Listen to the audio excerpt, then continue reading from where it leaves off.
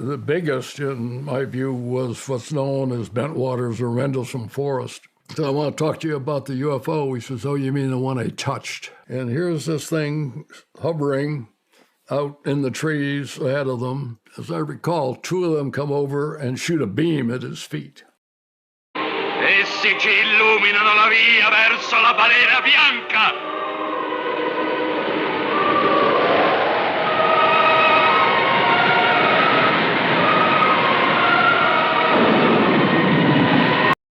One of two things happen. Either something entered our airspace, landed at Bentwaters, or United States Air Force officers and senior non-commissioned officers were hallucinating. And in either explanation, there must be a defense interest in it, contrary to what the government has repeatedly said. Hello pals, welcome back to the channel. Let me cut straight to the chase. I need your help. So thanks to you and the thousands of you that watched the Trial of Skinny Bob video, I think we got a really good democratic decision out of that. It's one of those cases that was really divisive, and people either say, yeah, it's 100% real, or absolutely not, it's all nonsense and CGI. So what we did is I presented the data to you, put it to the debate, and in the comments section, you let me know what you thought of it. And then the one with the most votes is what we went with. And it turns out most of you thought Skinny Bob is legit. So on behalf of Skinny Bob, thank you very much.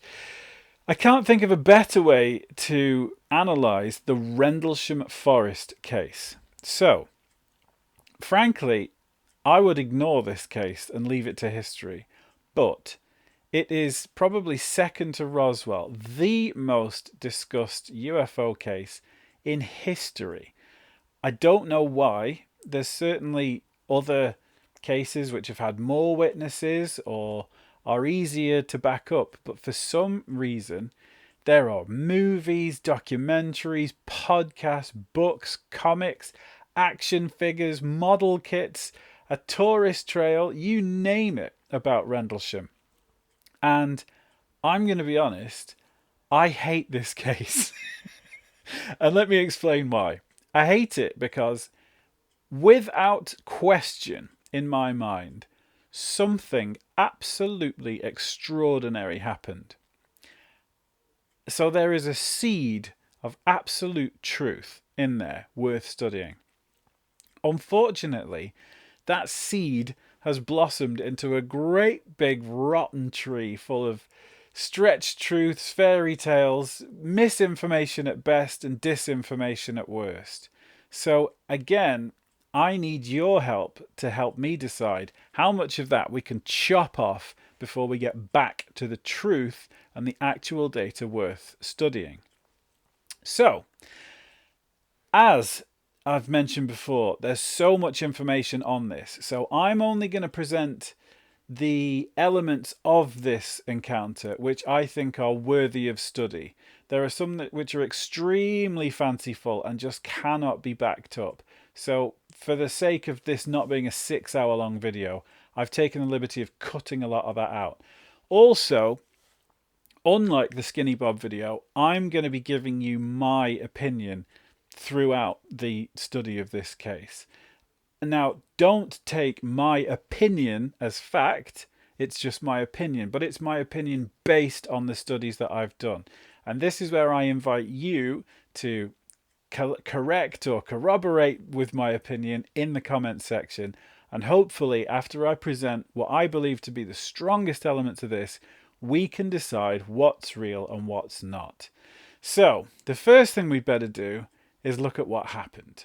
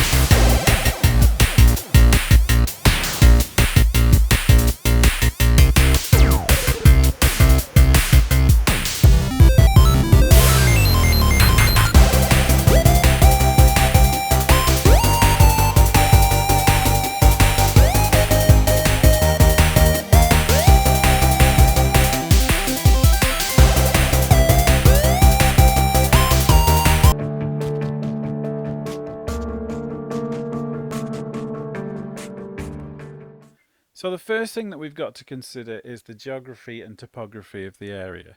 Now, Rendlesham Forest, as you can see here, is to the east, but mainly in between RAF Bentwaters and RAF Woodbridge, both of which at the time were in use by the United States Air Force and were home to 1,700 personnel, a squadron of A-10 tank busters, which I used to go and watch flying when I was little, and also a supply and storage of nuclear weaponry on behalf of the American government. And we all know the correlation by this point between UAP and nuclear materials. So let's have a look at the wider area because it really does factor in. So this is the Rendlesham Forest itself, and actually if you go on Google Maps you can see the Rendlesham Forest UFO landing site, which is kind of cool in itself. But if we have a look to the southeast, you will see on the coastline the Orford Ness Lighthouse, and that features very, very heavily as it was in the direction of the lights in relation to the base. But you'll also see the Atomic Weapons Research Establishment Orford Ness, which kind of pushes the other side of the seesaw because, again, from Lakenheath and Malmstrom, we all know the relationship between UFO and nuclear weapons.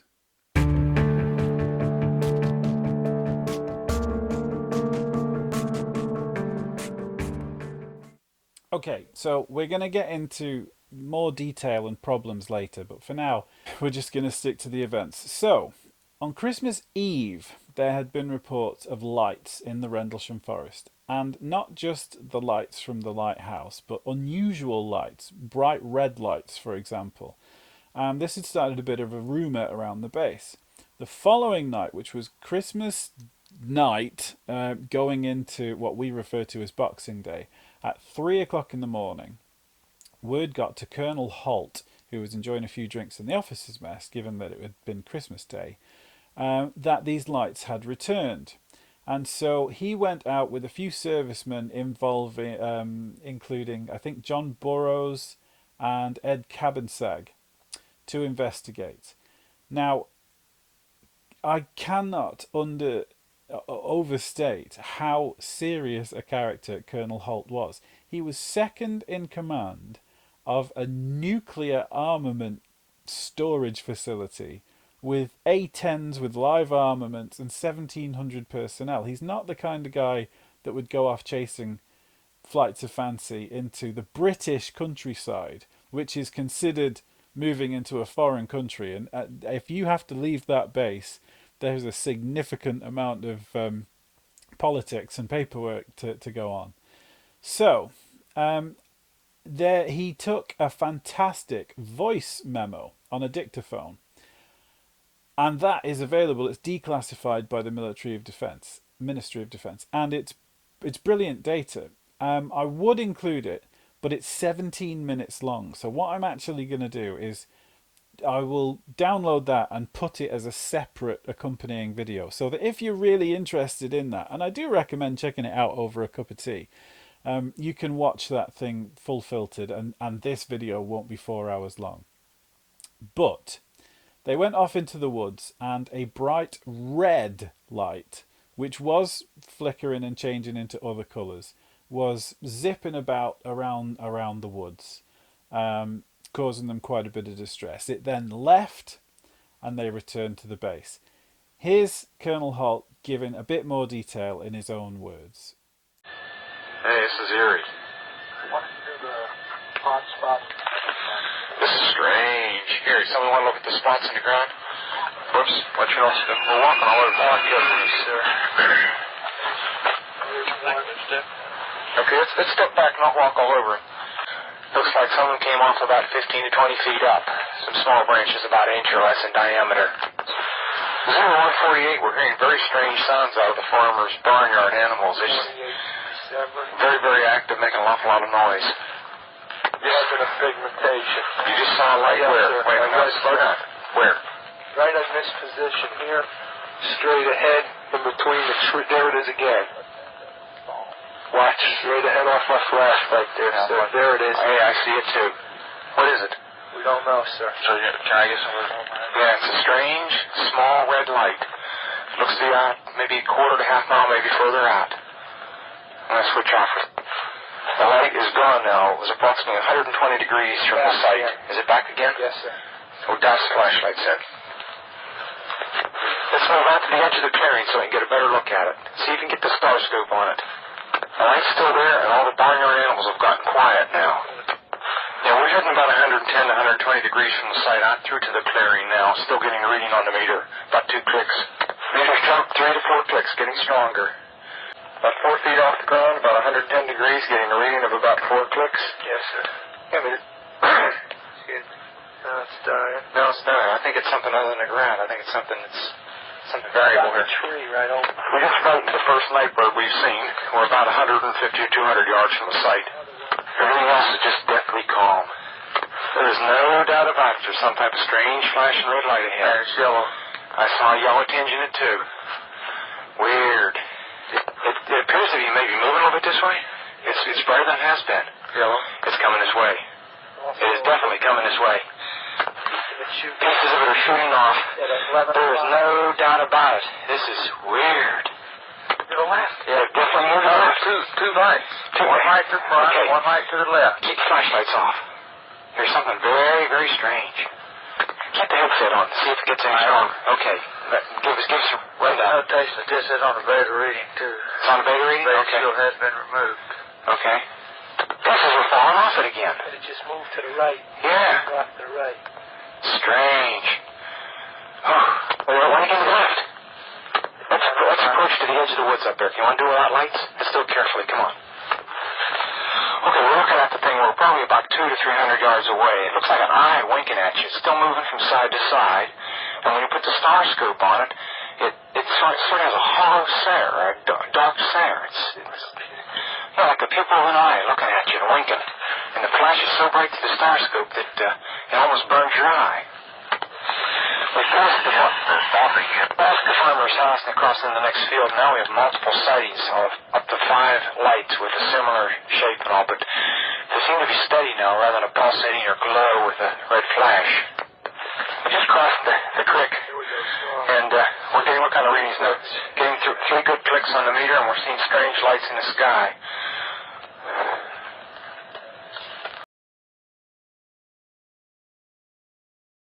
Down this trail, which was significantly improved now, it was a ruddy, muddy dirt trail. We turned here in the Jeep. We went up there about 150 or 200 yards, and there were 2 or 3 pickup trucks, 6-passenger 4-wheel drive pickup trucks with light-alls, and 10 or 15 cops there. We stopped there. That's when we looked into the forest, and they said, there's where the landing site was the first night. And we went in there. Now, you can't do that now because the forest is too thick, but in those days there were tall Corsica pines with a tall canopy, and you could walk underneath very easily and see very clearly. In fact, from here you could see back to the east gate.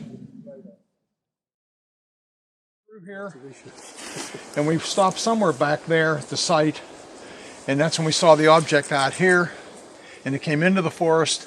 It went through the trees, bobbing up and down, traveling primarily in a horizontal plane, but it would go up and down a bit. And we tried to get close. We came up toward the fence, the barbed wire fence up there, and it went back out into the field, and then it exploded silently into objects, white objects, and disappeared. So we went out into the field looking for any residue because it was dripping something that looked like molten metal or sparks were coming off it. We found no evidence. That's when we saw the objects in the sky to the north, and then later the ones to the south that sent down a beam. Down there, we were down there about 100 yards looking at the farmer's house is over there. If you look at the bottom of the house, there's a big hedgerow, was not there. There's a row of windows top and a row of windows bottom. When the object went out into the field, we could see it reflecting off the windows top and bottom. In fact, so brightly, I was concerned about the people in the farmhouse. I mean, it looked like it was on fire. We watched it till it exploded. Then we went out into the field, and we went across the field, past the farmer's house, and across there's a road in front of his house, a small road, and some brush. And we wandered through a small stream, and everybody got wet. which discouraged us from staying out too much longer because it was cold and damp and windy, and went out in the field on the other side, and that's when we saw the objects in the sky to the south, and the object sent on to beam on us. Now, there is testimony from some of the other servicemen there, but I think Colonel Holt sums it up perfectly well. So for the sake of this not being a huge long video, I think we'll leave it at that for the events of day 1 and 2.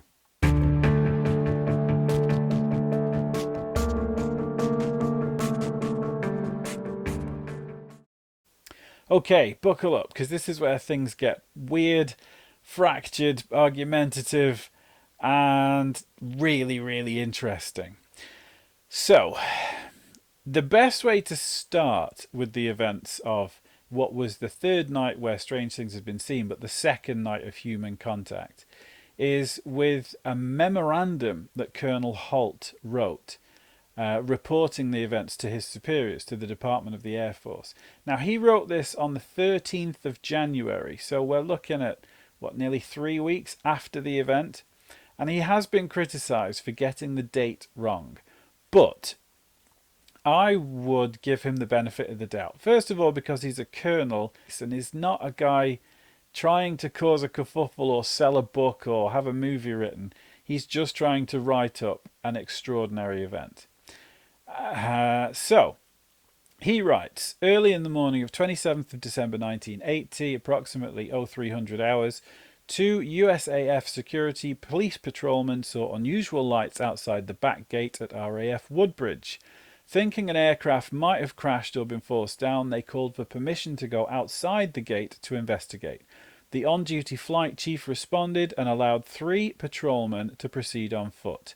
The individuals reported seeing a strange glowing object in the forest. The object was described as being metallic in appearance and triangular in shape, approximately 2 to 3 meters across the base and approximately 2 meters high. It illuminated the entire forest with a white light. The object itself had a pulsing red light on top and a bank of blue lights underneath. The object was hovering on or 2 legs. As the patrolman approached the object, it maneuvered through the trees and disappeared. At this time, the animals on a nearby farm went into a frenzy. The object was briefly sighted approximately an hour later near the back gate. The next day, 3 depressions, 1.5 inches deep and 7 inches in diameter, were found where the object had been sighted on the ground. The following night, 29th of December, the area was checked for radiation. Beta and gamma readings of 0.1 milliroentgens were recorded, with peak readings in the 3 depressions and near the center of the triangle formed by the depressions. A nearby tree had moderate readings on the side of the tree towards the depressions. Later in the night, a red sun-like light was seen through the trees. It moved around and pulsed. At one point, it appeared to throw off glowing particles and then broke into 5 separate white objects and then disappeared. Immediately thereafter, 3 star-like objects were noticed in the sky, 2 objects to the north and 1 to the south, all of which movements were displayed red, green, and blue lights. The objects to the north appeared to be elliptical through an 8-12 power lens. They then turned to full circles. The objects to the north remained in the sky for an hour or more. The object to the south was visible for 2 or 3 hours and beamed down a stream of light from time to time. Numerous individuals, including the undersigned, witnessed the activities in paragraphs 2 and 3. Signed, Charles Holt. Now, where it says they beamed a light down, it was beaming a light down over the weapons storage area. So that's a very, very, very interesting and integral part of this. When we get to the testimony of the 2 witnesses, this is where things get a little weirder. So, there were 3 witnesses present, as mentioned, one of whom wishes to remain anonymous. Now, he has been outed and spoken to on numerous occasions on the internet, but for the sake of him not wanting to be a public figure or having his story told, I'm not going to bother. So we're going to focus on the other 2 that have been more public, which is Jim Peniston and John Burroughs. Now, their story being first-hand witnesses, is the same as the Holt Memorandum, right up to the point where they get into meeting the craft face to face. They both say that there was a blinding flash of white light as they approached this landed craft. Now, John Burroughs, that's the end of his story, really. He lost consciousness. He woke up and the craft had gone. He was helped to his feet and returned to the base, and he later suffered from symptoms of sickness and radiation exposure. Now, this is probably a good point to mention, but he has now been paid out by the Ministry of Defence for injuries sustained in the line of duty, making him, to my knowledge, the only witness to an event like this who has sustained injuries and been paid out, compensated for this exposure to a UAP. That to me is fundamentally important to the credibility of his account. As for Jim Penniston, his story is a little more complex. So he says that at the point that Burroughs blacked out, he walked up to the craft and touched it, at which point he received a flash of data in his head, of binary code, and felt a definite feeling that the craft was alive and conscious, and he saw all these ones and zeros in his head. Don't forget, this is 1980, so we're very familiar with the term binary, but at that point, and certainly to him, he was not. So we will get into that later in more detail, but for now, let's hear from some of the witnesses themselves. Sure, I'd be happy to. It started on early in the morning of December 26th. We came on duty at 11 o'clock, 2300 on the 25th, and about 0300 on the morning of the 26th was his Boxing Day in the UK of 1980. I was riding around with my supervisor who had met up with me about a half an hour prior, wanted to ride around and talk for a little bit. It was just, Christmas night into Boxing Day morning. As we were driving down to check the East Gate, which is, at the east end of the perimeter of Woodbridge Base, he saw something that he later said it didn't crash, it landed, come down out of the sky, and it appeared to land in the forest. Okay, so you didn't actually see it land. He did. Not at the beginning, no. Okay, I did all not. right. I did not see it. And he got my attention, and he told me to look out, out in that direction. I'd been there, almost 2 years. He had just gotten there. So I'd been down there at night during alerts and other things, when it was dark like that and everything else. And first thing he wanted to know from me was, well, have you ever seen anything like that before? And, at that point, I could see something in the forest itself. Like it was kind of lit up, white lights. As I just tried to describe over the years, it almost looked like a Christmas light display, different coloring, lighting, and everything else that was down in the forest itself. So we went ahead and went down to the gate. He was a very conservative guy. So we kind of... May I ask a quick question? Sure. Was that your boss? Yeah, he was my boss. He was your boss, he right. was my supervisor. What rank were you, John?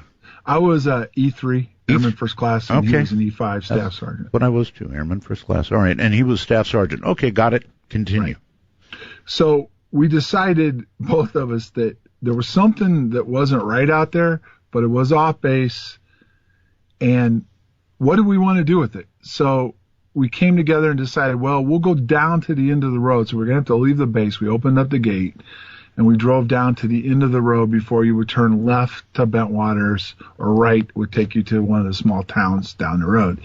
So we went ahead and went down to the end of the road.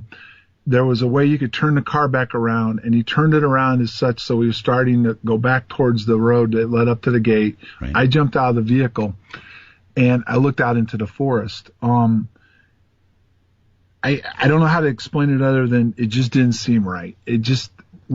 All of a sudden it was like we were vulnerable. We were sitting out there off base. The lights were there. At one point it almost looked like this all happened really quickly. Like maybe it was starting to come towards us.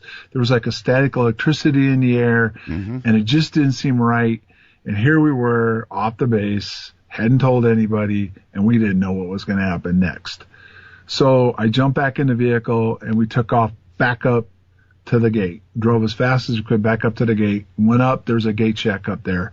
Went up to the gate shack, parked the vehicle, and then we decided we better call it in. So went ahead and got on the phone.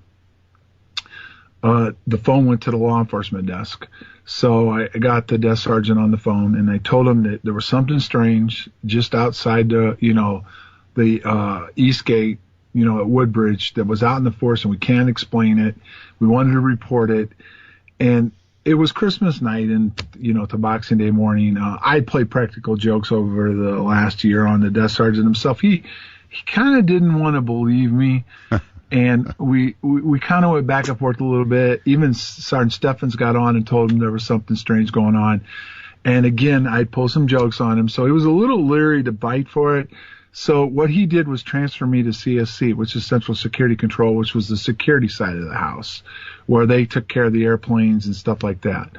And got the controller on the phone and told him that there was something strange out in the forest. We couldn't explain it. That we wanted to notify, the shift commander of what was going on. So they went ahead and they found him, started talking to him behind the scenes. And at the same time, they notified the security supervisor at Woodbridge, which would have been Sergeant Peniston, that he needed to respond down to the East Gate and to check out what we were dealing with. At least by now they're buying your story. Well, right. By that point I kept it going. So they had a funny feeling something was going on. Mm-hmm. So went ahead and Sergeant Peniston came down to the gate. When he got down to the gate, he met with Sergeant Steffens, who was the ranking law enforcement guy. He gave him a quick synopsis of what's going on. They could both still see the lights in the forest. They were still there. And can you describe, John, what from that distance what they looked like? I mean, was it a soft glow you were seeing? Could you see distinct lights, or was it just sort of a blur? I mean, what were your eyes seeing? It was like sometimes it was a soft glow, sometimes it was more the white light would get brighter. And at one point while we were standing at the gate, the white light itself seemed to almost come to the edge of the forest to where the road was. And within the white light, and it even looked a little like orangish or hueish, there was different colored lighting in it, which would have been red, blue, and green. And I always tried early on to describe it. It looked like some kind of Christmas light display. It was strange. You said when you were close to it that you felt something like an electrostatic charge. Yes, when we first went down and left the base, when I got out of the vehicle, the hair on the back of my head stood up and there was like an electric charge, and he could feel it inside the vehicle itself. In other words, immediately it was like, let's get out of here. Let's get back up here and report what's going on. Yeah, it's a queasy feeling. It really is. It's like lightning about to strike or something high voltage about to happen. Yeah, I know the feeling. Right. So back to go. I'm sorry. No, that's all right. Go ahead. Sergeant Peniston got on the phone. By this time, the wheels were turning. They were starting to make contact because of the fact that Sergeant Steffens reported something up in the sky coming down. They immediately started contacting radar or RAPCON, which would have been on the base. This is some of the stuff I found out after the fact. You put the pieces together over the years. But they started reaching out to our base radar, which then they also reached out to Eastern Radar and to even Heathrow. So he gave a description of what was going on. They were able to verify through radar that something was up over in that area over the forest and disappeared on radar. So, and this has always been an interesting point that gets overlooked. It was off base. There was no immediate threat to the base itself. Okay, well, once again, you're saying they observed it incoming, and they could tell, I don't know how well the radar pins it down, but that's very close to the radar, so they knew the distance, they knew how close it was to the base? Right. Colonel Halt over the years has talked to the radar people, and they actually saw it streak across at one point and stuff like that. But what the data we got that evening was that they did observe something on radar just outside the base over the forest. Okay. Mm-hmm. And it was there, and then it disappeared like it went down. You know, it didn't disappear like it took off up into the sky. It looked like it went down into the forest. Out of radar range. Yes, yeah. right. Got it. So, and that's what people need to understand. And it's kind of been a mispoint. There was no reason for us to go off base. Okay. It wasn't an immediate threat to the base. We could see it in the forest. There was no hostile threat. But here was the catch-all. Because they did notify the British police, they did notify the British Fire Department, but because it was close to the base, the fact that there had been radar contact, they felt that maybe something had crashed. Now, it wasn't being labeled as aliens or UFOs at that point, but there was some kind of object that may have went down and crashed into the forest area. Well, look, it seems to me that if something came down that close to the base, it was observed on radar, then you almost, it seems to me, had a duty to find out what the hell it was. No, I agree, but that's a catch-all point that people fail to kind of overlook. We didn't just go out there to go out there. There was something there that we, in other words, if all we saw was lights outside the perimeter fencing, they wouldn't have sent us out. But because there was radar contact, that was the defining point of why the shift commander authorized us to leave the base, to include contacting the command post, and certain people were notified of what was going on. Gotcha. There had to have been more than just the fact that we saw strange lights out there for us to go out into the forest in the first place. Right. No, I'm with you all the way. Right. So at that point, a decision was made that there would be 3 of us to go out there. Now, there were 2 security guys, Sergeant Peniston and his rider, and myself, that ended up going out. Now, we left our weapons with Sergeant Steffens up at the gate because we were going off base. Right. You know, we went ahead and departed the gate. As we were going down the road, we got to the end of the road again, and we made a right. Okay, we could see the lighting in the forest. I mean, like I said, it played games with us. Sometimes it seemed like it was coming towards us. Sometimes it seemed like it moved back. Sometimes it was up in the trees a little bit. Sometimes it seemed to be low to the ground. So we tried to get into the forest, you know, find an area to get into the forest to get back towards where we thought it was. We went ahead and went down, and we found a track road, a forest road that led into the forest. We made a left, and we went down the road, okay, as far as we could go. Right. Now, there was a fence there that kept us from going any farther. The road was not a paved road. It was just, you know, a forest track road. It stopped us. At that point in time, we got out of the vehicle. We went up over the first fence, and we started going into the forest, deeper into the forest on foot. We spread out like in a line formation. So our Peniston was to the front. I was more in the center, and Airman Kabansak was more behind me to my right, like in almost in like a staggered line formation. Okay. We moved out to the forest. At points, it seemed like it was playing with us, whatever it was. We would seem like we were getting close to it, then it was not there. But finally, we went, I can't tell you how far, but we went a little bit of a distance. And at that point, we came like up a berm and down, as we came down this berm into almost a small clearing. Now, there were still trees there and stuff, but there was a little bit of an opening in this tree area. Mm-hmm. All of a sudden, there, whatever it was there. And there's a big difference in what Sergeant Peniston saw, what I saw, and what Airman Kabansak remembers. Well, I've got you. You're the eyewitness. What did you? Do you want me to go over? I want to. First, I want to know what you saw. Okay. What I saw was what I drew in my statement. Okay. It was like a red oval object. Okay. It had a hueish, orangish glow like around it. Okay. There was some blue light scattered within it, and then it was like a white light that was the bright light around it. And as we got close to it, the bright light lit up. We all hit the ground.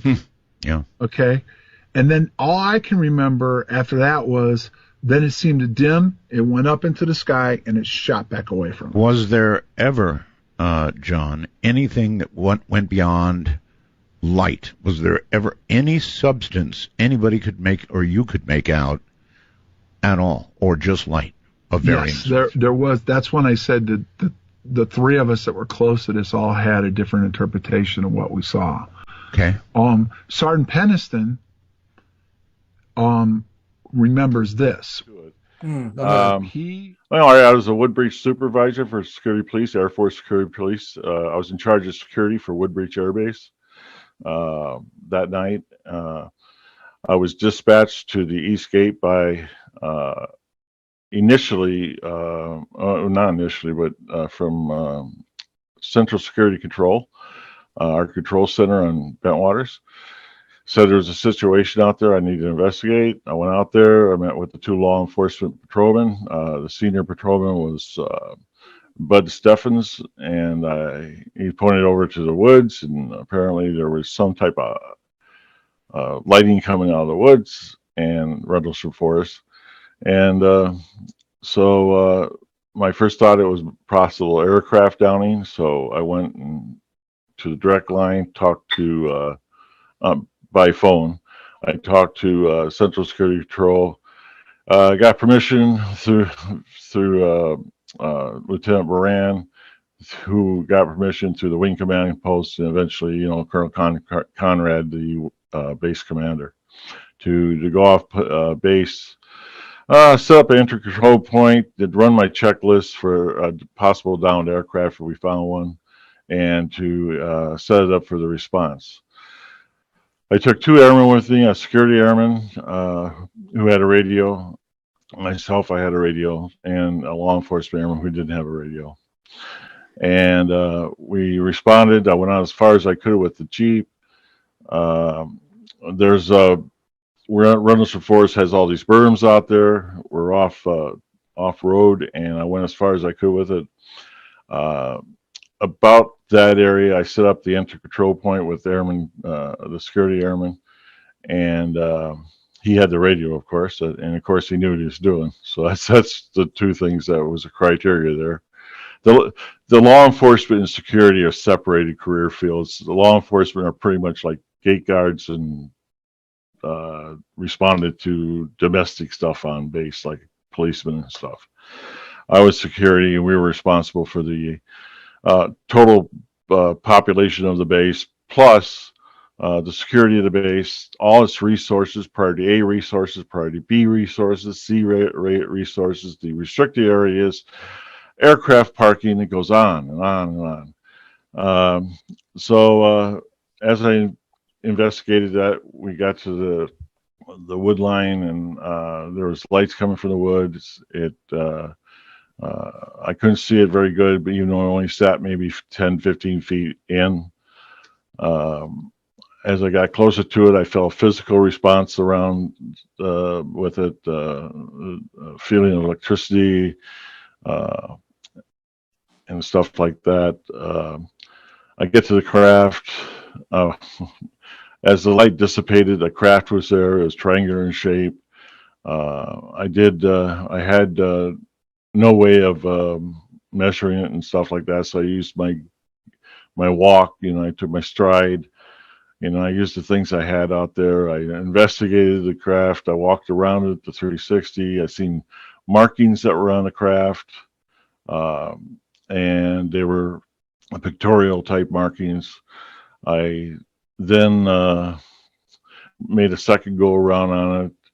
I was feeling the fabric of the craft. I went to, and I felt the symbols that they felt like they were etched inside the aircraft.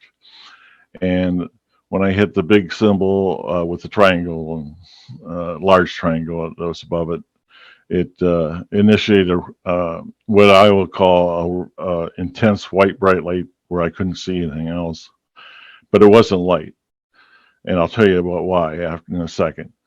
And during that time, I was with my hand on it. I was getting some type of vision of, ones and zeros and things like that. And I sort of gained my senses, and I took my hand off, and I could immediately say the forest was dark out there, except for the little lighting around the aircraft, the craft itself. And I had my night vision, so I knew that wasn't light, because night vision wouldn't take another 30 to 45 minutes to regain it. I continued my walk around, And at a certain point in time, it started generating light throughout the fabric of the craft. And then, I took a defensive position, and it lifted up to the canopy of the forest, made a momentary turn, and it was gone in the blink of an eye. And at that time, the law enforcement patrol that was with me I heard him beside me, came running up, and he took off and he started chasing it. And I chased him because of the team concept. Yeah, it was a very messed up situation there. And anyway, we get a good distance away, jumping fences, farmers' fields. I mean, we get to a spot where the law enforcement airman got tired, and he finally stopped. And when he stopped, I said, "My God, I lucked out because I was pretty exhausted by then." And I said, "What the hell are you chasing?" And because the forest, you couldn't really see much outside of looking straight up. I don't know what he was chasing. And he points with his finger over toward the coastline in the opposite direction. And I said, what are you looking at? So I looked down his arm at it, and using his arm for a guide, and he was pointing at what turned out to be the lighthouse over there. So that's how it came into his statement. And it was just a few seconds later, I looked up and I seen the object over Cape of Green area. It was still there, just hovering. I don't know what was hovering. It was it was stationary, and it was above the trees and not moving. And it then slowly turned again and then headed out toward the coastline, and that was the end of it. And slow means it wasn't gone in the blink of an eye. Slow would be, I don't know, and it's hard to guess speed on the ground, but I would say 300-400 miles an hour, which is pretty slow.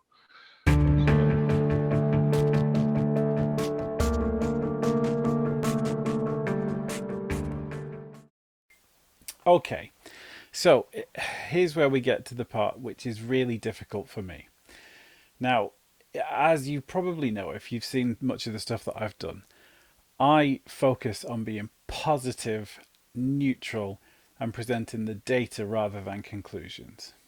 That being said, there is so many hot takes and opinions and conclusions out there about the Rendlesham incident. I have been making this video on and off for 6 months. And during that case, I've studied the main books and publications about it. You Can't Tell the People, Left at East Gate. I've seen the study done by amazing people like Dr. David Clark, who I'm very, very lucky, thanks to Jimmy at UAP Files, to be able to call a friend now, and we'll be working with in future at Sheffield Hallam. But I am going to tell you my opinions thus far and where I think the problems creep in. And the elephant in the room to begin with is Larry Warren. Now, lots of you, I'm sure, so far have been saying, but what about Larry Warren? And I'm not going to tell you what to believe about what Larry has said. Larry's account is by far the most exciting, detailed. He says that he was there during that occasion. He said that he was there on a fourth night where balls of light turned up that had entities in, that they met the base commander. There was some sort of exchange, and afterwards he was threatened. And it's an incredibly complex story, but all of the parts of this story which cannot be corroborated, there's lots of it. I've had second-hand people tell me that the trees were chopped down, the ones that were previously shown in the Halt memorandum to be radioactive. So I've omitted those. I'm only focusing on the first-hand stuff. And although Larry Warren's is, according to him, first-hand experience, The other witnesses say that he wasn't there. Now, I've met Larry. I spent a weekend with Larry Warren, and I am absolutely not going to attack him as a person. We got on great. He was calling me brother all weekend. I had we had an interview set up which never actually came across, but it's fair to say I left with more questions than answers, and that's after 2 days and asking him lots of questions. And things just get really, really messy. So, again, I'm not criticizing people here, I'm criticizing their stories. And Gary Heseltine, who's a very interesting, very talented guy, has written books about Rendlesham where he really criticizes Larry Warren, really criticizes Nick Pope, who's another obviously very famous ufologist who's had a lot to say about Rendlesham, and says that you can't trust the government. Nick Pope has gone from publishing things on Rendlesham to very openly criticizing Larry Warren and saying you can't trust a word he says. Larry, when I met him, without speaking out of turn or betraying confidence, didn't have a lot of faith in virtually anybody from ufology. And he's got a movie coming out, Capel Green, which I'm not allowed to show you any of the clips from because I showed a clip of the trailer that he showed at the UFO Congress event that I was at. And the filmmaker sent me a nasty message saying to take it down. So I can't show you that, and I'd love to. But like Larry said to me, because I said to Larry, did you guys check your weapons in? Because you can't take machine guns into essentially a foreign country. And he's like, yeah, no, we checked them all in. And then in his movie, everybody's strapped up like Arnie in Commando, and there's like a girl dressed as Tomb Raider and stuff. It was strange, and I don't need to go into any more detail than saying it's not something I'm going to include in this video. I don't think we need, whether or not everything that Larry says is true or false is not for me to say because I wasn't there. But for the purposes of my investigation, I'm only going to focus on stuff which has my confidence as a documentary maker. So I hope that clears it up. The Ministry of Defence also issued a response to the hype and investigation, and I've got the report here, so I will read it to you. It says that we are aware that on the 27th and 29th of December 1980, a number of personnel from RAF Woodbridge saw strange lights in the vicinity of the base in Rendlesham Forest. Lieutenant Colonel Charles Holt, US Air Force, the Deputy Base Commander, submitted a report on these events which was passed on to the Ministry of Defence. As is the case with all UFO reports submitted to the MOD, Lieutenant Colonel Holt's report was examined carefully by those staff responsible for the air defence of the United Kingdom. No evidence was found of any threat to the defence of the United Kingdom, and no further investigations were carried out. No further information has come to light which alters our view that the sightings of these lights was of no defence significance. No unidentified object was seen on radar during the period in question, and there was no evidence of anything having intruded into UK airspace and landed near RAF Woodbridge. We are aware that there are a number of theories circulating about these UFO sightings. One theory was that what was seen was the beam of the Orford Nest Lighthouse, with distortions being caused by the beam being seen through the trees. There were also suggestions that fireball activity might explain some of the lights. In the absence of any hard evidence, the MOD remains open-minded about these sightings. So, this is just garbage. I'm sorry. No unidentified object was seen on radar during the period in question. That's not true. It is now widely known that anomalous things were seen on radar both evenings. And as for suggestions of fireball activity, well, the average shooting star takes, 2-3 seconds most to go past. So how does that correlate with any of the actions. These guys got in cars, drove out to the woods, were seeing lights come through the trees. So unless there was some sort of wizard battle with fireballs in the woods, then that's just nonsense and frankly disrespectful. But there you go. It is an official report. And we're going to get back to this later. Now, my second big point of contention, or confusion at least, is with Jim Peniston's binary download. Now, for full context, he said that he first recalled it 10 years after the incident, when he was asked to be on a BBC documentary revisiting the case on the anniversary of it.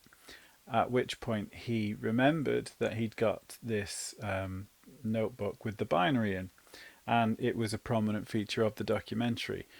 Now, to be balanced, memory issues, amnesia, repression, all sorts of things like that, manipulation of your memories, is certainly concurrent with lots and lots of people's experiences with UAP.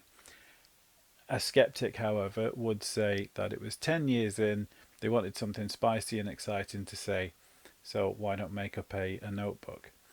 Also, from this photograph of the notebook, which was allegedly done at the time, he's also got the date wrong of the event when he saw it. Now, I know that's somewhat hypocritical of me to forgive Colonel Holt for his discrepancy with the date, but the difference is he did it 3 weeks later, whereas this book was allegedly done the night of the event. So I'm a little tighter on that, especially considering the questionable nature of it.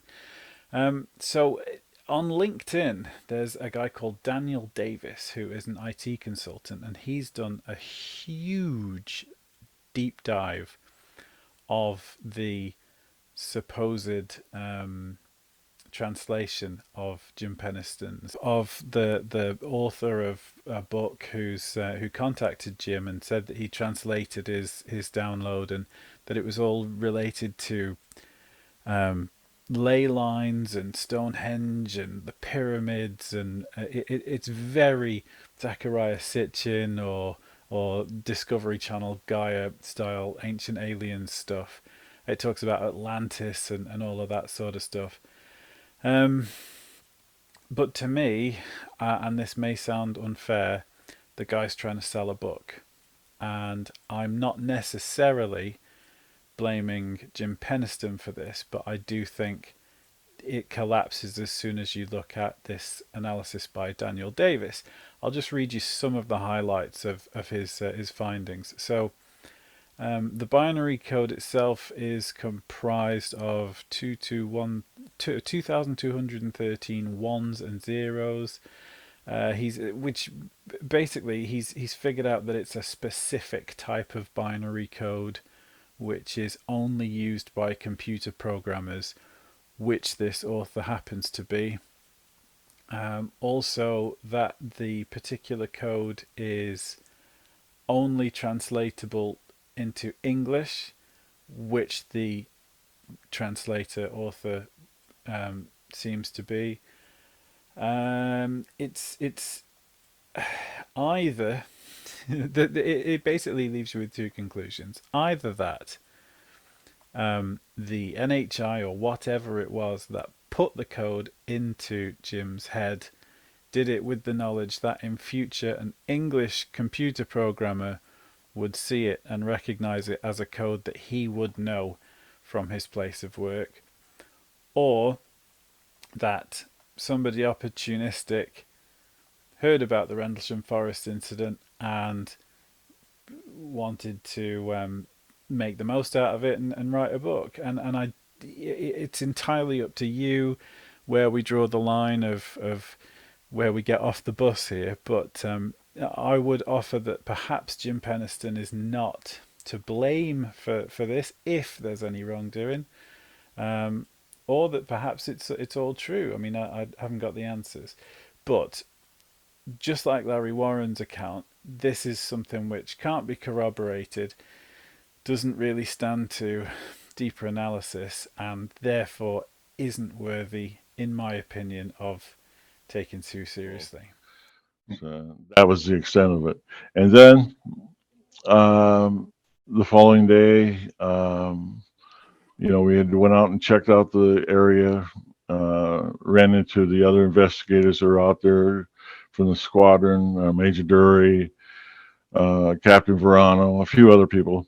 Anyway, I get home and I was told to take off, take a couple days off. I get home and I'm up all day. I go back and re-verify the situation out there by getting plaster casts. I get back home and I had dinner, and I tried to go to sleep at night. I couldn't sleep, and I kept seeing these ones and zeros that were flashing in my mind's eye. Every time I would close my eyes and concentrate, I could see these. And it was very disturbing. I thought I was having a mental breakdown. I thought it was trauma from the incident. I was concerned because I really can't go into the base hospital, the facility there, the clinic, and tell them I'm seeing ones and zeros, and I had a encounter with objects out in the forest. I mean, it was no good. That was a no good scenario.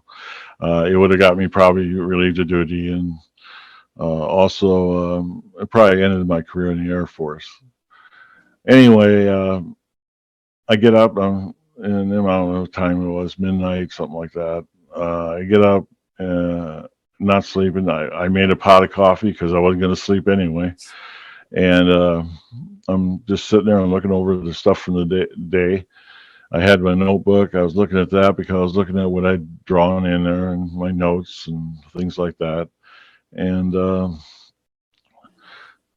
I said, I think I write that down. And I felt compelled to, actually.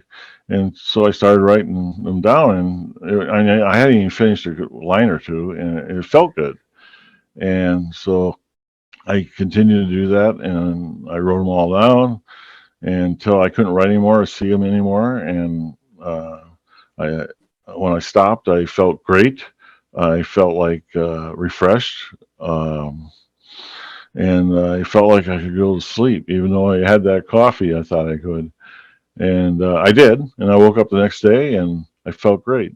So that in itself just shows you that this is time related. It's time sensitive.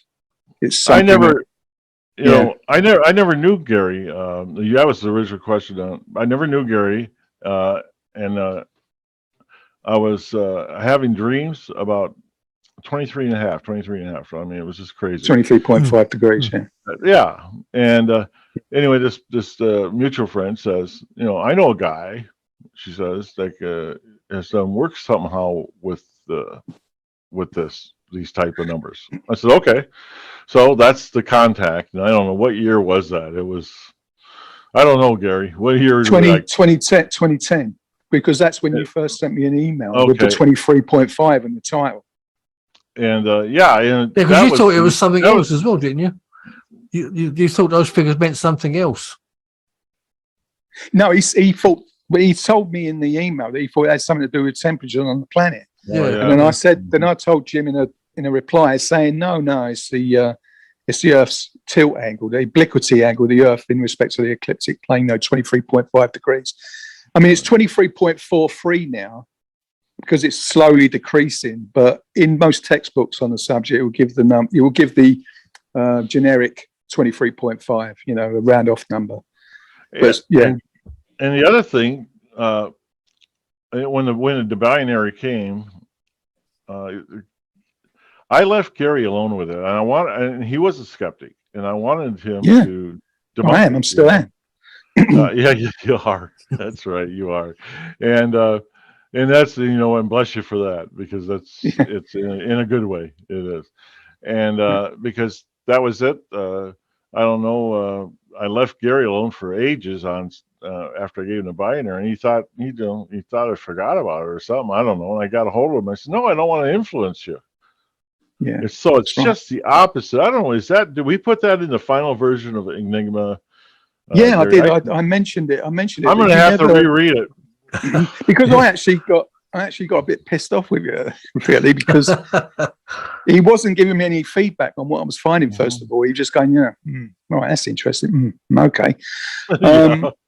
And then he said to me, then he explained that, no, I don't want to kind of influence you in any way or kind of, put you on a certain path with it. I want you to find what you find and where the chips fall. That's right. it. That's right. So, and that was what it was. He left me alone to do it. There's several themes that come out of the code, that it's like a sphere of information. Like one thing will confirm something, and that thing will be confirmed in turn by something else. So it all matches up mathematically. It's like a ball, like a grid of information that all kind of one thing leads to another, and another thing leads to that, and that's confirming that, and so it's all kind of self referencing, and that's the thing about it. You know that you can't really pick it apart. It all matches up, and it's all very meticulous the way it's all this data emerges. And to think that Jim just wrote down ones and zeros, which contain these coordinates that encapsulate all this information, is incredible. So.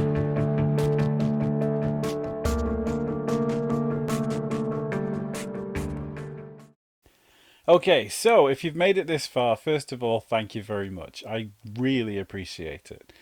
Now I'm going to give you the best argument and the closing arguments for the prosecution and the defense. And then it's over to you. The more people see this video, the bigger the jury is. And I want you to decide which parts of this you think are real, if any. Which parts of this you think are fake, if any. And put it in the comments section. Then I'll probably run it for, say, 10 days after the video is posted. And then we will do a summing up and a sentencing video, just like we did for Skinny Bob. Because, frankly, I think this case is far too rambling and spread out to decide it all on our own. But hopefully, as a bit of a community, we can come up and get as close to the truth as is possible. So let's start with the prosecution. All right, so to lead us in with the closing argument for the prosecution. Now, some of these I got from just searching the case and some of the research that I've done and articles that I've read. But some of them are from Wikipedia. Now, on a side note, you're probably aware that it was kind of outed in the last couple of years that Wikipedia is controlled by a little cabal of skeptics that go in and edit all of these esoteric and UFO cases. Unfortunately, things like Hal Puthoff has had his credentials removed, and there is a bit of a monopoly. And if everybody edits in the same way, then you can't go and change it back to the truth. So it's really skewed in terms of skeptic opinions. But it's a really good place to find skeptic opinions, which is exactly what I wanted. And it says that one of the primary suspects for all the lights and everything was St. Elmo's fire. Now, this is something that I'm going to be making a video about in future. St. Elmo's fire is a fascinating phenomena, usually associated with impending lightning strikes. And it is plasma. So it's named after the patron saint of sailing ships. And it's known for kind of forming up on things like animal horns or the mast of a ship. And it's exactly the same as a crackling plasma ball. Here's a photograph of St. Elmo's fire manifesting on the cockpit of a plane. And as another tangent, the Enola Gay, which was going over to drop the Fat Man on Japan, the atomic bomb, is reported to have manifested St. Elmo's flame all over it, and they said it felt like they were flying through another dimension. Strange and obviously tempting to say that the UAP, or whatever we want to call the phenomena, seem to have an affiliation to manifest as forms of plasma. So by saying that St. Elmo's fire was involved, that's a bit like saying I saw some meat, when as it's a person that's made of meat. I think this stuff often manifests as forms of plasma. But anyway, I digress. Multiple witness discrepancies. Now, I totally agree. This is one of the reasons that gets me scratching my head about this case. For so many witnesses to have so many discrepancies in what they say, even down to, Colonel Holt himself, who's probably the most watertight of all of them, having the date wrong. Individually, you kind of look over it, but when you've got John Burroughs saying, I don't remember anything, and then Jim Penniston saying, I had a kind of Matrix-style download, and all the kerfuffle that goes on with Larry Warren. What I will say in Larry's defense, though, is that he is the reason that the Holt memo was leaked. It appeared in a newspaper article after the case had sort of run out of steam. So whatever critics and skeptics will say about Larry, he is the reason that this thing blew out and became the public phenomenon that it is. 3, the lighthouse. Now, in the MOD report and lots of skeptic takes, they say that Orford Ness Lighthouse is the cause of the lights. I will totally concede that it is in the line of sight and that you could see it through the trees. Jim Penniston, in fact, says after his encounter, the other guy that came up running up to him could see the lighthouse, and they went off tearing off for 2 miles through this wood towards the lighthouse beam. But first of all, it's been demolished, so it's really difficult to see now. But there are serious problems with that. So if you listen, and I want you to, the Holt audio tape. Again, I'm releasing it in parallel with this video in full. So I would really recommend, if you found this compelling, to check that out, because that is the first-hand information as it happened. But he's describing lights in different directions and different colours. Granted, there is a part where he says, there it is again. And then after 5 seconds says, there it is again. And that is a 5-second sweep is what the lighthouse was on. But if you actually listen to his audio tape, those guys are really scared. They're not fresh there, so they would know what the lighthouse looks like. For starters, they were tempted away from the base because it was anomalous, like red lights. It looked like a crashed plane, not like a sweeping white light. Another point that I forgot to shove in, but I will do now, is that the lighthouse, as you'll see in this photograph, had a huge cowl protecting the inland from its enormous beam. So I've no doubt that there is some degree of reflection and refraction that went on, and a little bit of glare going on, or some bloom, but this is not like it would look out to sea of this massive searchlight sweeping across. So I think with what the witnesses are describing as these lights darting through the trees, it's far less likely that the lighthouse is the source of all of these lights. On the subject of the colour of the lights, point 4, the police. So Wikipedia says that the red and blue lights were most likely caused by police cars which were called over. Now, that's just not right, because in the UK, police cars have blue lights. They don't have red lights. That's only in America. So granted, their brake lights would be red, but unless they were like driving around with their brakes on, you certainly wouldn't see blue and red flashes. And the predominant colour, including the red orb that he says is floating through the trees, is red. Point 5, the animals. So, lots of the audio tape and the witness statements mention that the farmyard animals were making these really crazy, frightening screams. And I actually heard this on the Y-Files, but the skeptics say that there are muntjac deer in that area. Now, I am a country bumpkin. I grew up on a farm, and granted we don't have muntjac deer, but there are deer around where I live. And for starters, this was at Christmas, and the only time that a deer will make noise like that really is when it's rutting season. So it's spring. It's when they're looking for boyfriends and girlfriends.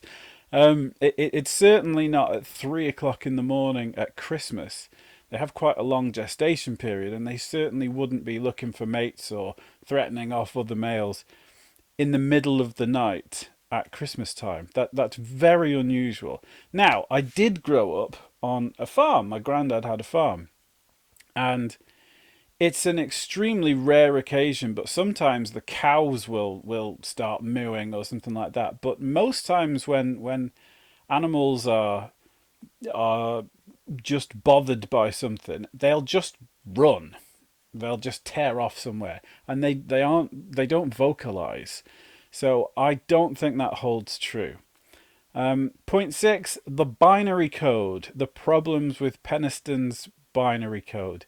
Now, I'm all in on this. I'll be completely honest. I think that the convenience of him only remembering it in his notebook exactly 20 years after the event, so that he could make this documentary in the year 2000, is extremely convenient, because in previous interviews he'd had the notebook out and been referring to it. So did he not see this wealth of binary prior to that?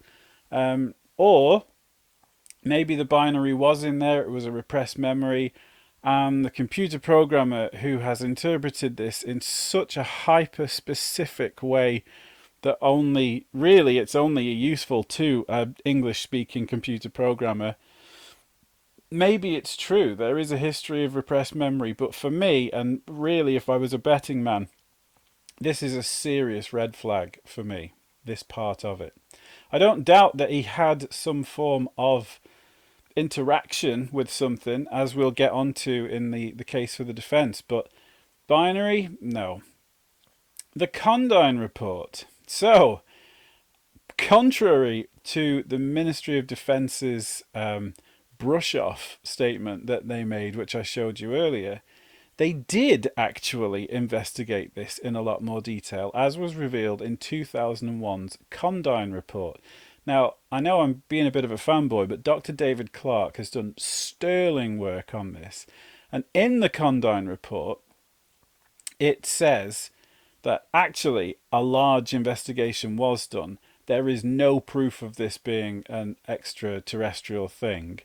And it was not a case of national security. So, despite the fact that they covered up the fact that they did actually investigate it and lied about the radar, because it says in the Condign report that this was seen on radar twice, the conclusion was that it was nothing to worry about. So it's kind of like, well, okay, the lesser of two evils.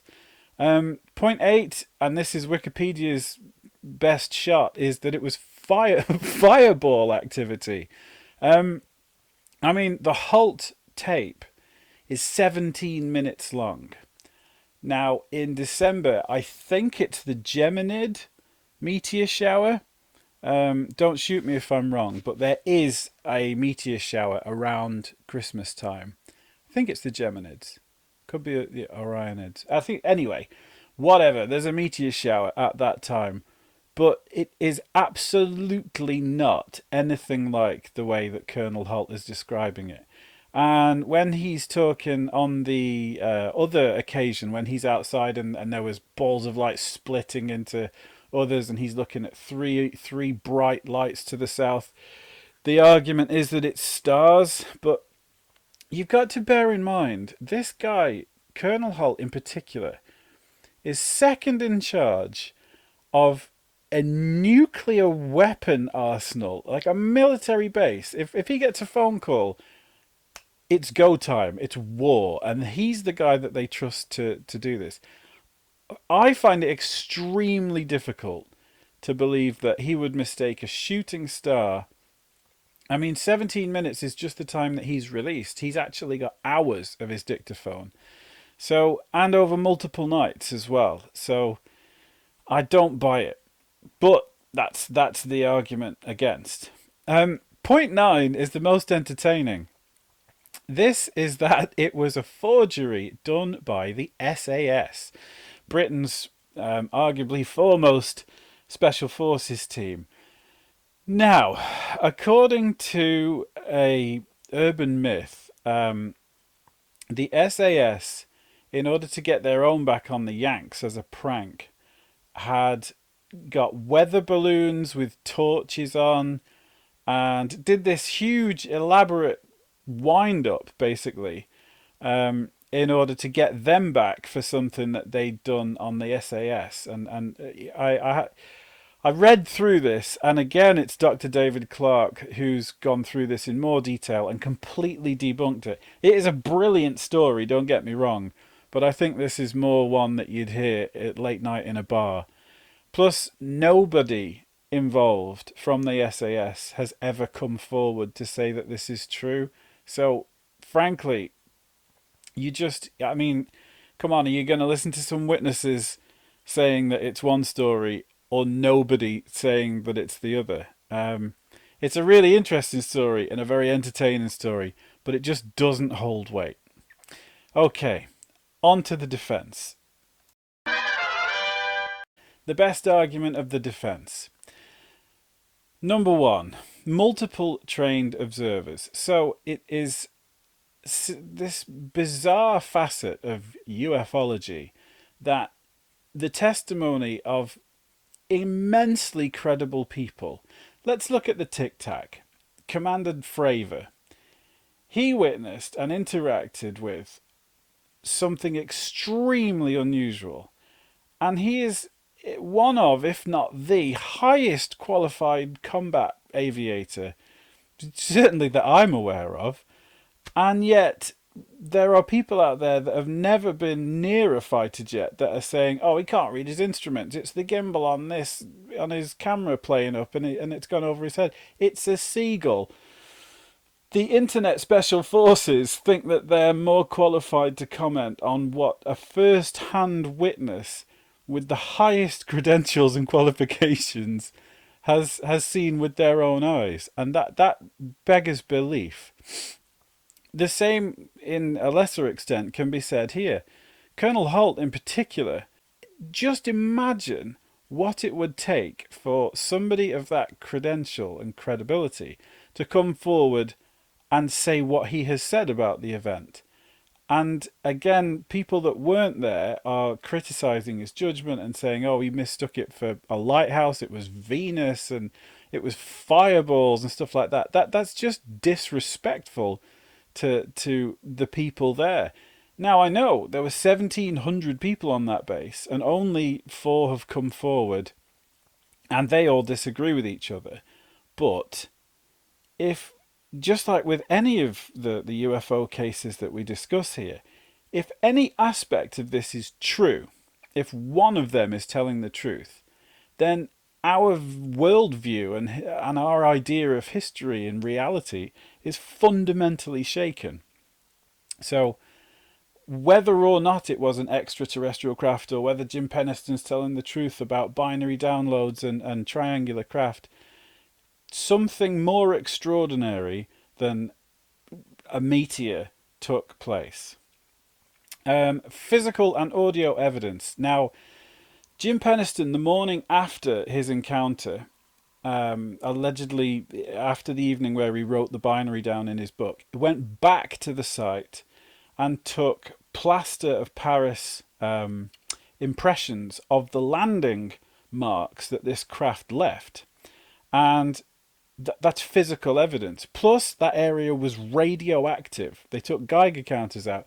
The trees surrounding the landing area apparently were radioactive, although they were removed after, which is why I haven't mentioned them. But when you factor that in with the live audio tape of Colonel Holt describing his impressions of what was going on, his testimony 2 to 3 weeks after, that is extraordinarily compelling evidence, which you don't see in other cases in ufology, which are easier to take more seriously. Number 4. Now this is, to me, extremely compelling and probably worthy of a video in itself. And on the subject of that, I found out about this through the podcast Through a Glass Darkly. So, as you're probably aware, beginning in the early 70s, there was Project Stargate, which was contracted to the CIA, Department of Defense, all sorts of very interesting people. And it was a remote viewing program. And one of their immensely talented and successful and respected remote viewers, Lynn Buchanan, was tasked with remote viewing the Rendlesham case. Now, unfortunately, due to the nature of it, and this more or less being a one-way telephone with regards to who your taskers were, he was never told who was asking. But my money would be it's the Air Force, because it's an Air Force base. And we know from the Ministry of Defence we're looking into it, but it wasn't really their property or staff. So it's looking like US Air Force, but that's speculation. Anyway, a summary of his findings, and I'll probably drop a clip in after this, was that he was just given some coordinates to remote view, and he said there's a triangular craft and that data is passed to people through touch. Now, this was in 1988 that he did this remote viewing, which was a couple of years before. I mean, it was only I think it was 2003 when Larry Warren leaked the Holt memorandum. But this was very, very much covered up at that time. Plus, Lynn was in America. So even the sort of gossip that had leaked out into the UK wouldn't have got to him. And I have total faith in remote viewing, as does the CIA. And it's a fascinating conversation. What are the chances of being asked to remote view something just from some coordinates and saying, yeah, I can see a triangular craft, there's some people there, and there's information being passed through touch. It's the most efficient way to get information through into somebody. It's fascinating. What was the genesis of this tasker? Why were you tasked on this particular target? Oh, on these, we were never told why it was tasked, never told what it was. In fact, I had never heard of the Rendlesham Forest incident until I got feedback on this target. So I was tasked completely blind. I was given some coordinates and said, this is target number, whatever number it was, describe it. A is you give the shape and the feeling of that thing as your pen goes across the paper. So it goes across, it's smooth, it's rising, it's up, it's curling. And B is, we call it a WAG, wild ass guess. And I didn't have any guess as to what it was. I took a break and I said, this is an overriding, very smooth feeling to the whole thing. I had to back off and say, when I said smooth, I meant really, really, really smooth. And so I had to take a break and explain that. Took the coordinates again, rising smooth. Now, when you're going through this, Lynn, is Ed Dames in the room as a monitor, or they just put you in the room and let you go in this case? He's there as a monitor, but it's his job to sit there and shut up. Okay. All right. So he's not asking you questions. He's not. No. Okay. It's his job to only respond when I ask him for a cue. Okay. So I do the thing again, irregular. I got that it's man-made. Now, man-made doesn't necessarily mean made by man. It means manufactured. Okay. It's not a natural object. And so I got B, I'm describing an object. Stage 2, the object is smooth, it's round, it's black, it's shiny, it's smooth, it's hard. Squeak sound. Again, I take a break. Like dry, greaseless skin on a banister, when your skin squeak, like that. And it was the feeling that I had rubbed my hand across it, and it was so smooth that it just squeaked as I went, you know. Next, I drew a sketch. I was looking down on this thing that was sort of rounded, pointed in front. And here on that wavy line that goes across, that's a cutaway view to the inside. And on the inside, there were these two sort of panels and an open space between them that had this red light. The surface of the thing was black, thick black walls, and come to find out later, these two rounded things that are in there seem like control panels. Point 5, Ministry of Defence Condign Report. So in 2001, the Ministry of Defence did a report which is unbelievable. There's been some great deep dives on this on the internet, and I'll probably do one myself at some point.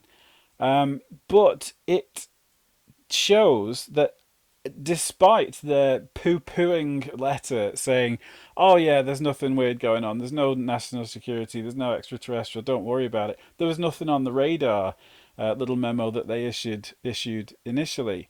Actually, a full-blown investigation did go on, which was covered up, and that there was a radar presence of an anomalous craft above the base just prior to the time of the incident. The fact that they went on, that this was investigated and then covered up, is very compelling in itself. Point 6, that it went on for multiple nights. This isn't just a cheese dream or some form of mass hallucination or weather conditions or something affecting some people on one night. It started on Christmas Eve, then Christmas Day, and then the 27th, and then the 29th. An extraordinary spread. So, you know, weather conditions allowing, yes, there was a meteor shower going on, but it's great data that this all didn't take place in one place at one time. Number 7, easily overlooked. Very highly unusual behavior from the guards. You have to bear in mind the politics involved here. So you have US airmen in the UK, which, although is allied, is a foreign country. So this was one of the key questions I asked Larry Warren about, did they check their weapons in? Because you can't just cross over what is essentially America within the confines of that airbase to the UK without... You're entering another country. There should, I guess, be passport control and all this sort of stuff. You certainly can't take guns, or that's you're basically doing a military coup.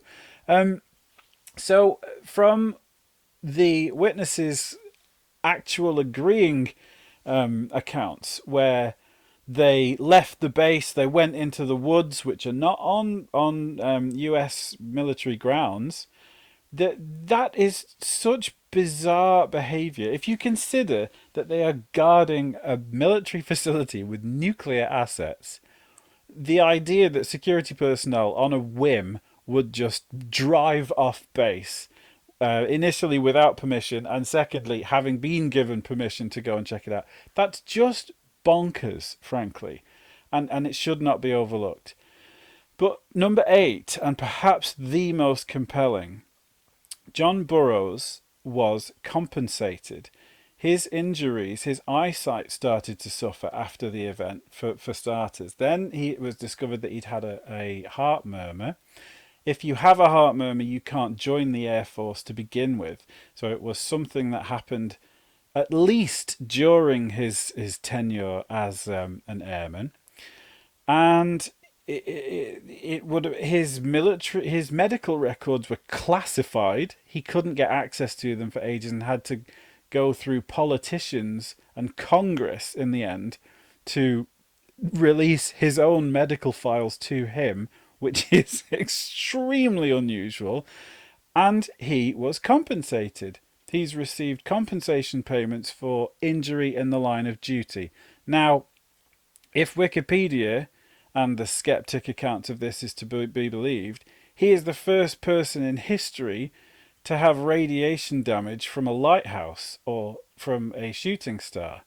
And we're all aware of the eminent Professor Gary Nolan, the head of Stanford University, and his entrance into ufology was being asked by the CIA to look at the brains of people that had come into contact with the UAP, who had white matter damage, grey matter damage, brain damage from radiation, which is concurrent with John Burroughs' symptoms.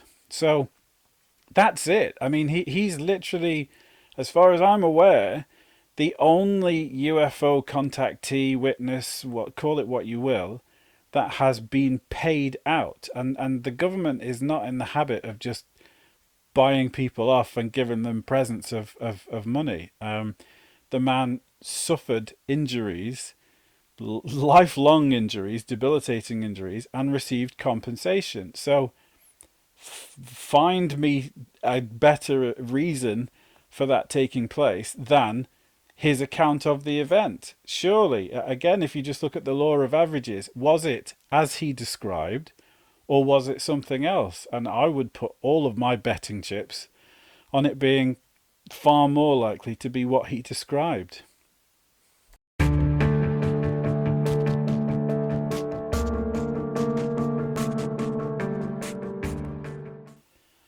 So, members of the jury, you've heard the case for and the case against, and the rest is up to you. So, as I've said a couple of times, I'm going to leave this going for about 10 days, and then I'm going to look at the comments section, and from there we will form our verdict. Now, obviously, I'm not telling you I've got all the answers or that I've found all the data.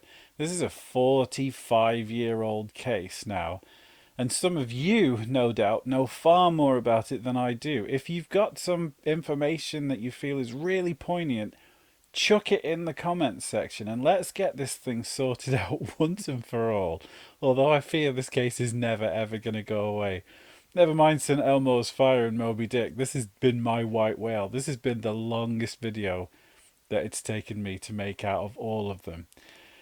If you've stuck through it, thank you so much. It makes such a massive difference and makes all of this worthwhile. I hope you enjoyed it, and I'll see you very soon for the verdict, if not for the next one.